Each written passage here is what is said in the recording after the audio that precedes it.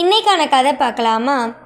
தனிமையாக இருந்து ஒரு குழந்தையை வளர்க்கும் அம்மாவின் கதை. சித்ரா என்ற 32 வயது பெண்.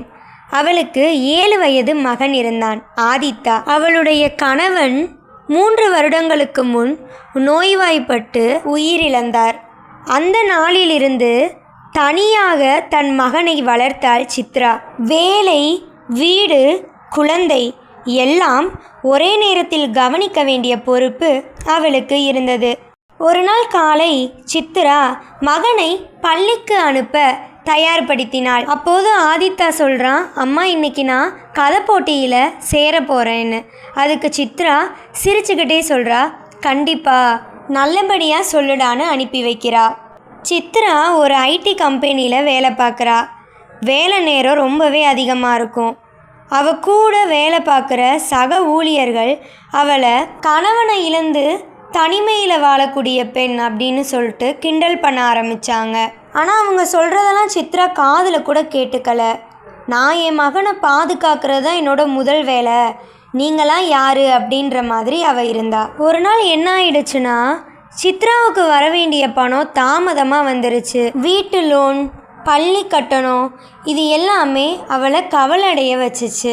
ஆதித்தாவோட வயது 7 தான்.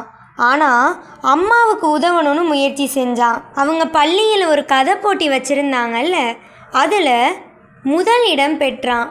இதனால் அவனுக்கு 1 லட்சம் மதிப்புள்ள காசோலை வழங்கப்பட்டது. அந்த பணத்தை கொண்டு வந்து அவங்க அம்மா கிட்ட மகிழ்ச்சியோடு கொடுத்தான். சித்ராவும் தன் வேலையில் முன்னேற ஆரம்பித்தாள். அனைத்து விதமான பிரச்சனைகளும் இப்பொழுது சரியாகிவிட்டது. மாலை நேரத்தில் சித்ரா மற்றும் ஆதித்தா வீடு திரும்பி சூரியன் மெல்ல மறையும் நேரத்தில் கையோடு கைகோர்த்து நடைப்பயிற்சி செய்தனர். அப்போ சித்ரா ஆதித்தா கிட்ட சொல்கிறா, வாழ்க்கைனா எப்பவும் கஷ்டம் இருக்கும் கண்ணா. அதுக்காக சில நேரம் நம்ம தனியாக நிற்கிற மாதிரி தோணும். ஆனால் நினைவில் வச்சுக்கோ, தனியாக நிற்கிறவங்க தான் தைரியமாக முன்னாடி நடக்க கற்றுக்குவாங்க.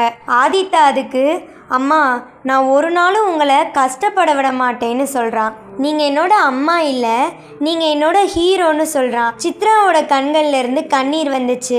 அது துக்க கண்ணீர் கிடையாது, பெருமையோட கண்ணீர்.